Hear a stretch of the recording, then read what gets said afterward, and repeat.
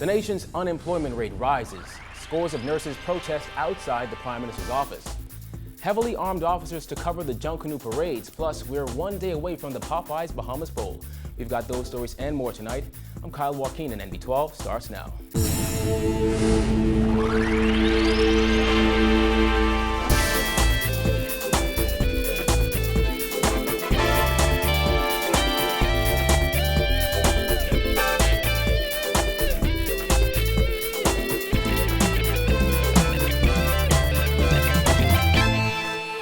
Topping news tonight, the country's unemployment rate has increased to 14.8% from 12%, according to the latest figures coming out of the Department of Statistics.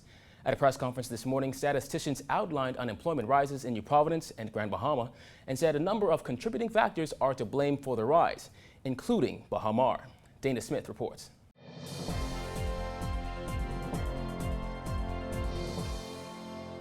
There was a decrease in the number of employed persons and an increase in the number of unemployed persons, resulting in an increase of 2.8 percentage points in the unemployment rate, which now stands at 14.8% for the country. Officials at the Department of Statistics attributed the near 3% increase in the nation's unemployment rate in part to those mass layoffs at Bahamar. The department's acting director, Leona Wilson, said the figures are in line with what the department expected. Yeah, we feel that Bahama did contribute to it. If you look at what our reference period was, that was right after most of the persons were let go with Bahamas, right. So that definitely contributed, was a contributing factor. The country's rising unemployment rate was assisted by unemployment increases in New Providence and Grand Bahama. Statistician Cipriana Winters noted a 3.9% increase in New Providence and 1.3% in Grand Bahama. Unemployment in Abaco, however, fell by 2.3%. In the case of New Providence, the rate rose from 12% in May to 15.9% in November. Grand Bahama from 12.9% to 14.4%. However, in Abaco, the rate of unemployment fell from 12% in May to 9.7% in November 2015. The country also continues to struggle with high unemployment among young Bahamians. The unemployment among youths between the ages of 15 to 24 years in the country continued to be considerably higher than any other age group. The overall rate is 30%, which is higher than the rate recorded in May 2015. On this point, Winters said the last labor force survey was conducted before graduation, and recent graduates contributed to the growth in the unemployment rate. As for questions regarding the unemployment rate and Junkanoo Carnival, officials explained for some carnival workers that was their second job, so it's hard to form a correlation between unemployment and the end of Junkanoo Carnival. They added some Bahamar workers also had a second job. Winters said Hurricane Joaquin was also a contributing factor to the entire makeup of the labor force.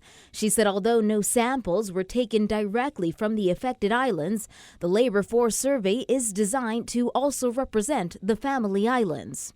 When asked, Wilson said generally officials are not surprised by the figures. Given the fact that you had all these factors, all these contributing factors, it's in line with what we expected.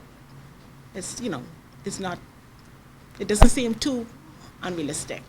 And as for whether there could be any turnaround when it comes to unemployment, Wilson pointed to Bahamar, explaining the resort's opening could revive the economy. All of our hopes were that Bahamar will revive the economy. So hopefully, the sooner that could open, that would hopefully would contribute to improving the economy, not only in unemployment, but overall in terms of the GDP and everything, hopefully.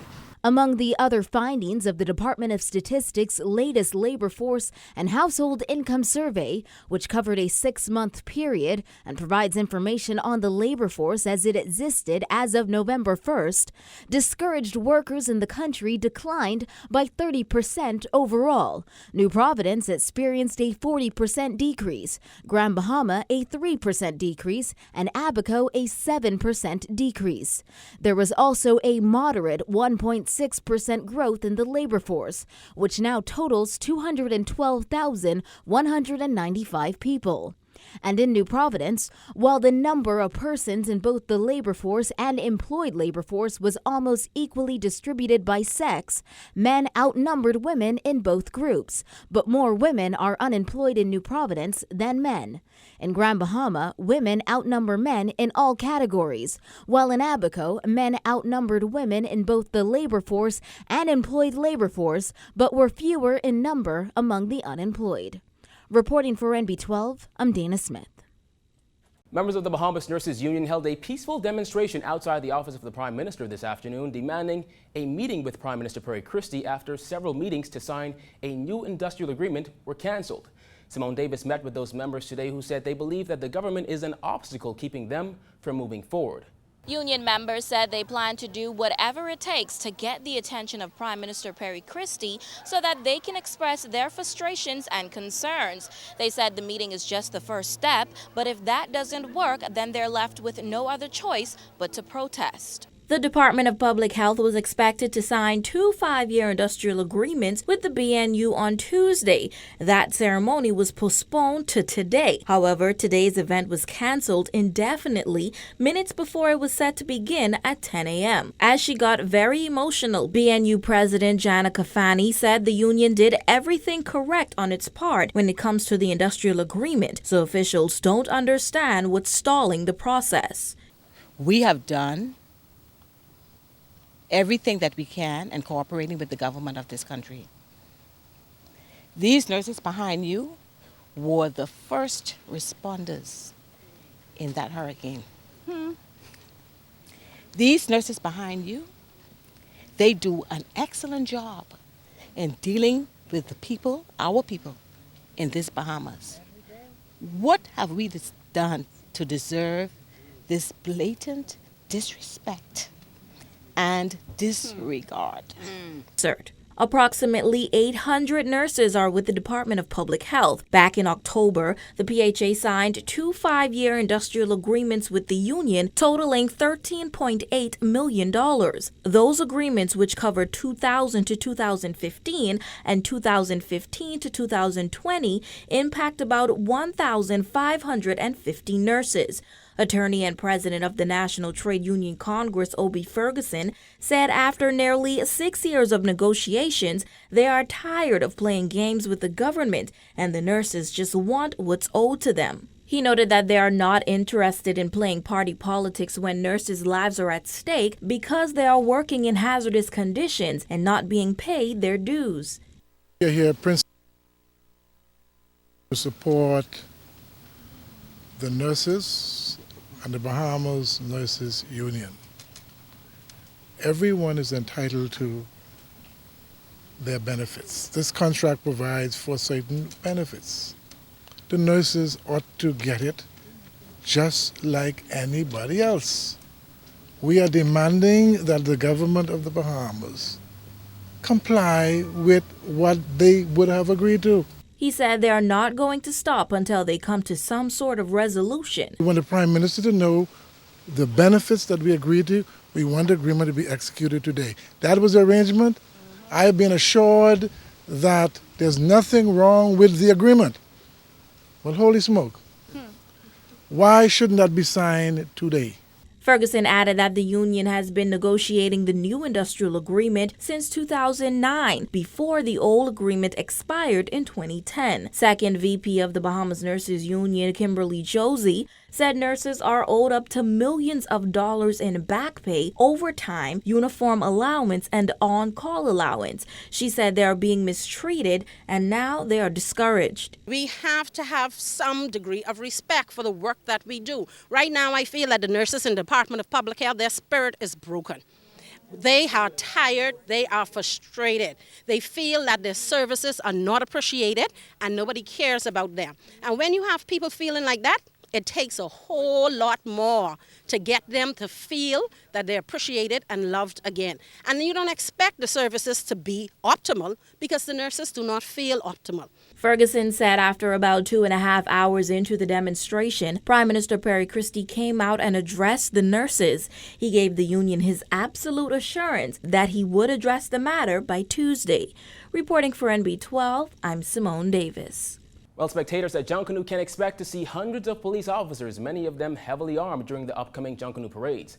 Assistant Commissioner of Police Leon Bethel sent out a warning to criminals today that their best bet is to turn themselves in or stay home, as police will be present at every entry point for the downtown area. If you're a bad person and you make an attempt to watch Junkanoo, it will not happen. And it's as simple as that. Heavily armed. And it's as simple as that. Heavily armed, masked officers, according to Assistant Commissioner of Police Leon Bethel, will be on patrol before, during, and after the Boxing Day and New Year's Day Junkanoo parades. Bethel says people seeking to get to Bay Street will have to get past numerous checkpoints. If you go out there to rob, there are so much security systems about that you will always be identified, you will always be arrested, you will always be taken before a court and remanded to prison. Now, some persons who have done a couple of robberies lately, they should come in before these troops go and get them, because they may try to resist and then something else happen. So they just come in and say, look, yeah, I committed this robbery and confess his sins and let us deal with you one time and do not rob no more. Police gave the media a tour of their IT room where they monitor the CCTV cameras. According to Bethel, for children under 18, they must be accompanied by an adult, or else they will not be allowed to pass checkpoints. Bethel says police will also be doing name checks, and he's advising anyone with a warrant for their arrest to turn themselves in. During last year's parades, there were numerous people arrested, some of whom were on bail and wearing ankle. Police gave the media a tour of their IT room where they monitor the CCTV cameras. According to Bethel, but there are some prolific offenders who, after being outfitted with the ankle bracelet, they continue to rob, and we have the information on who they are. We have been looking at some of those persons with a view of putting them away in prison again. Some have already happened, but there are still some who would want to try to get to Bay Street for whatever reason they want to get to Bay Street for. Let me say that the Royal Bahamas Police Force is taking this parade serious. The way the world is right now, we are prepared for any eventuality. We are prepared to make sure that the citizens and the visitors of the Bahamas are safe and secure. And we want to know the people, this is a show of force. We're very serious about the safety and security of our citizens, and we will not tolerate any breach of that. as late starts and long gaps in between groups have been an issue for Junkanoo over the years, now head of the parade management team Jeff Lloyd said a lot has changed. This year's Boxing Day parade will now begin on Christmas night at 10 p.m. The complaints that may have been sourced by the gaps will be eliminated. Those many persons who gather on Bay Street who have nothing essentially to do with the parades or with the Junkanoo participating group will be eliminated. The music makers will be first out of the gate for the A category, followed by the Shell Saxon Superstars, then Prodigal Son, One Family, the Valley Boys, and then Roots. And police confirmed that officers were forced to open fire on an apparently mentally unstable man yesterday who reportedly went on a rampage along West Bay Street. We're told officers were called to the scene shortly after 3 p.m. by people detailing the man's violent and erratic behavior. Police say the man refused to cooperate with officers and instead smashed the front windshield of the police vehicle with a metal object. The man then allegedly charged at one of the officers with the metal object and was shot by police. He was transported to hospital where he is detained in stable condition. Meantime, police are investigating the discovery of a human fetus. We're told it was found wrapped in a plastic bag in waters on the shoreline off Marshall Road shortly after noon yesterday. Police say an autopsy will now have to be performed to determine the baby's exact cause of death. And police on Grand Bahama are now questioning a 21-year-old man in connection with a disturbing video posted to social media recently. The video allegedly shows a man brandishing an illegal firearm. The man police believe was in the video was subsequently arrested and is assisting police with their investigation. You're watching the best in Bahamian news. There is more when NB12 returns.